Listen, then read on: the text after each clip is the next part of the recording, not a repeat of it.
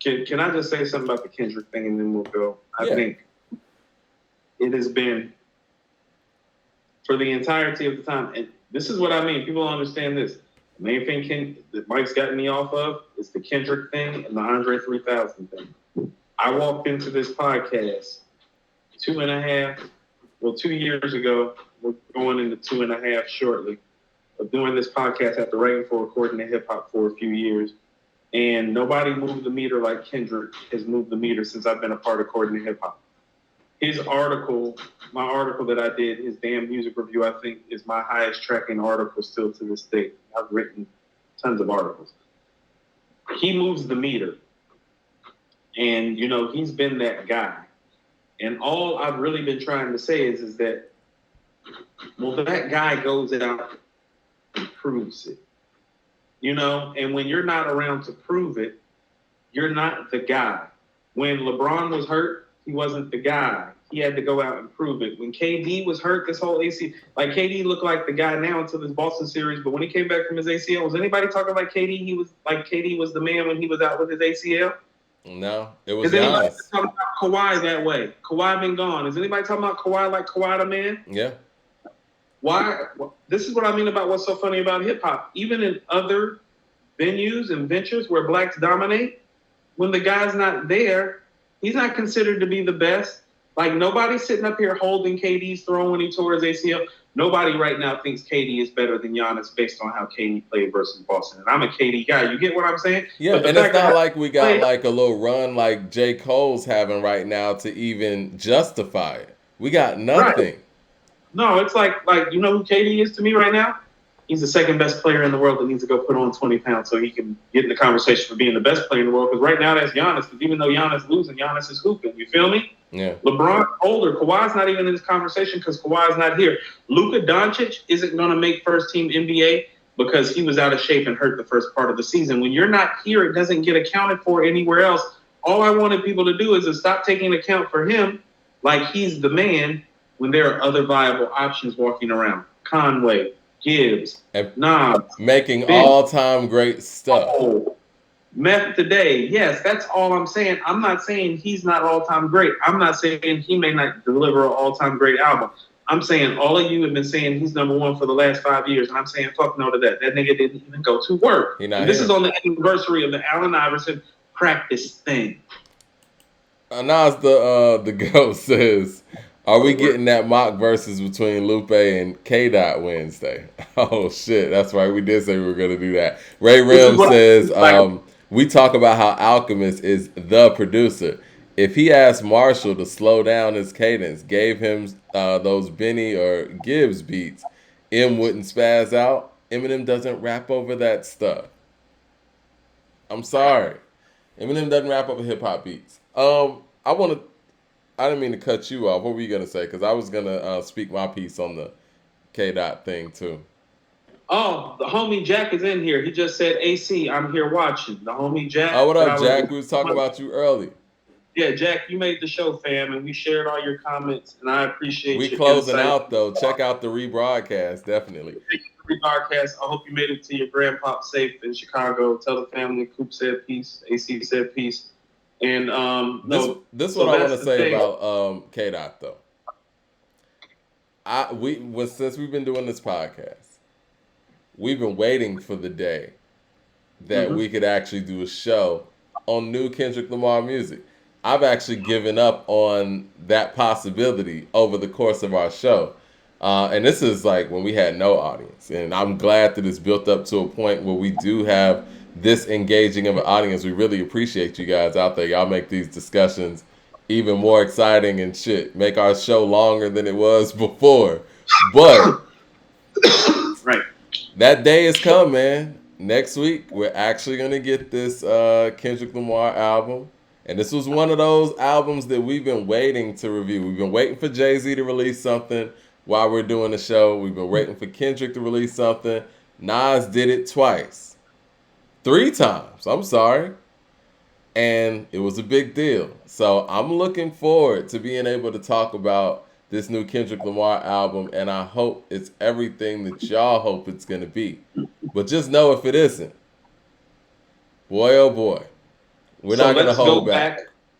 Let's go back to Jack because Jack, our last piece of our conversation was about what? Because you know what he asked me? He's like, AC, y'all gonna talk about the new Kendrick? I was like, oh, I'm like, of course. And so we get into a whole thing. And listen to what he said. He was like, yeah. I was like, he hasn't dropped in like 3 years, right? I looked at him. I 5. said, dude, I said, you were 12 years old the last time he dropped an album. He looked at me. He said, really? I said, yeah. He was like, I was like, because I saw him forming his words. This is how I knew he knows his stuff. I said that untitled, unmastered thing in the Black Panther soundtrack doesn't count because he's pulling it up on the phone. He's Oh following yeah. us on Spotify too. Wikipedia in it. And I'm like, he's like, that doesn't count. And I'm like, well, is any of his greatest hit stuff on there? Is any of like stuff that you're gonna remember like really, really on there? He's like, I got some stuff on there, and he pulled it up. I was telling him, I was like, well, maybe 10, but this is the effect of Kendrick, the 17-year-old Jack, like is in his mind. Like, oh, Kendrick just dropped 2-3 years ago, not 5 years ago. You see what I'm saying about how the media will control the narrative? Because Kendrick is alive in people's minds. The music has not been created in 5 years in terms of a solo album. Leroy Green says that Jay-Z has a Mike D diss record coming. Listen, man, tell him to be easy on me. Are you sure this record? If you hear Jay say something like, I'm not a top 15 lyricist, whatever. Oh, he is a top 15 lyricist. Truthfully, Mike, he probably falls somewhere. I would put him ahead of Big.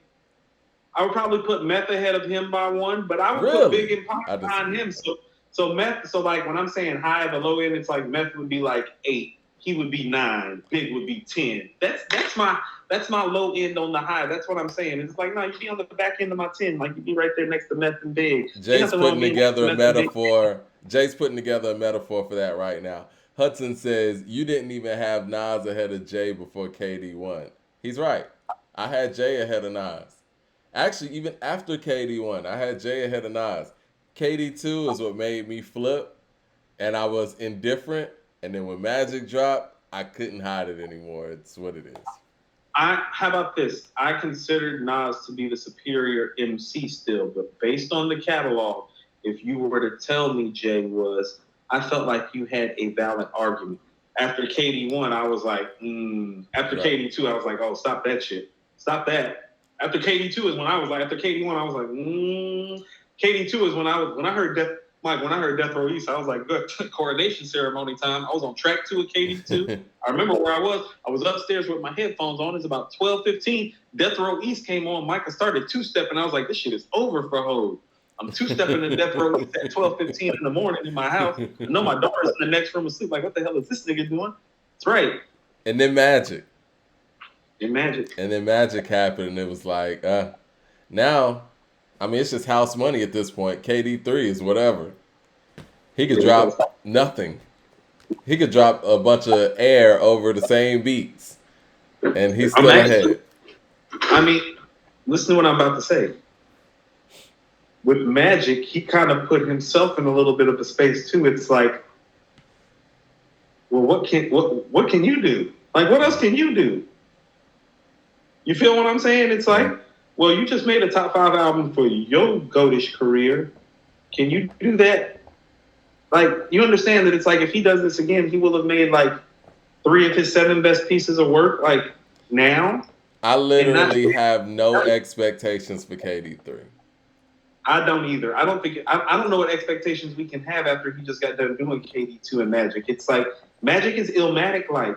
Yeah.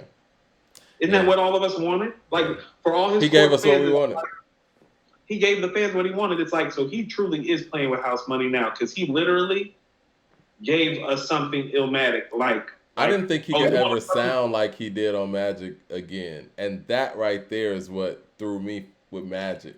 It wasn't just how great he was on it. It's how he sounded. Like, he sounded like Nas from I Am days. No, he sounds literally about 23, 24 on this album. Yeah, and it was like, oh yeah. If you would have told me those songs were old, I would have believed it. If he wasn't shouting out Young Dolph and saying rest in peace to Young Dolph and all that stuff, I would believe those songs might have been old, like how you believe that Spaghetti Junction is an old song. Because it is. It's not. They don't rap together. They don't rap together on Stank on You at all. But they rap together one time. Right. Don't I make can no tell. sense. 20 songs, they only rap together one time. Right. Whatever. But yeah, House Money, KD3, and like I said, even when we're talking about all the great albums that are going to come out this year, I'm not even thinking about KD3 because I just wanted to surprise me. I don't even really. Hold on, I want to comment on Leroy. No, Jay doesn't have to prove himself to me. He needs to prove to y'all that he's the greatest MC of all time. Because right now you don't have enough evidence.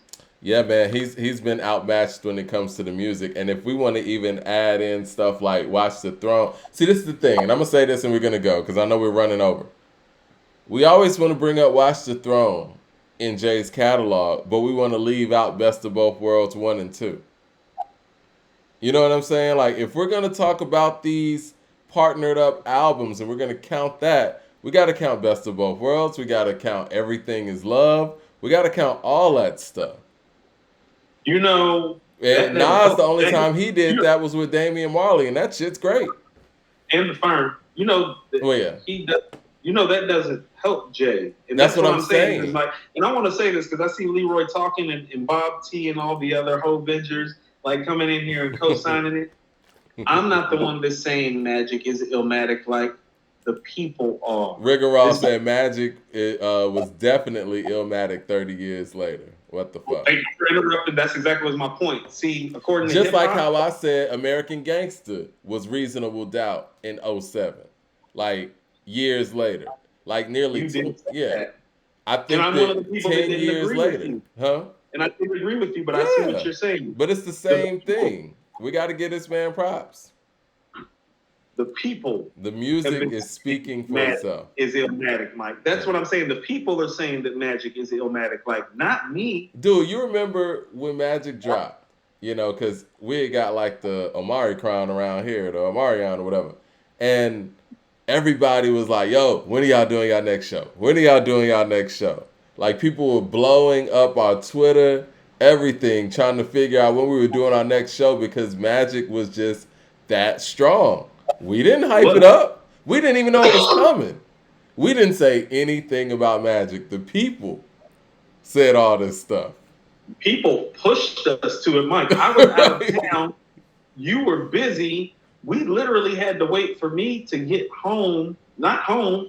We did the Magic review. I was in Columbia, South Carolina, in a hotel room right off of Senate Street. Okay? Late. Yeah, and it was late. Yeah. Like, that was the people. That's what I'm saying. It's like, no, we really do listen to the people. Even the idea for the show with these ratings and stuff, because it's like we do really respect what you guys bring to the table with your thoughts and your critiques. Y'all make our show. Right. And so many of y'all are contributing now, and the growth is real for us, and we appreciate it, and we love it, and we're so humbled, and we're so thankful by it.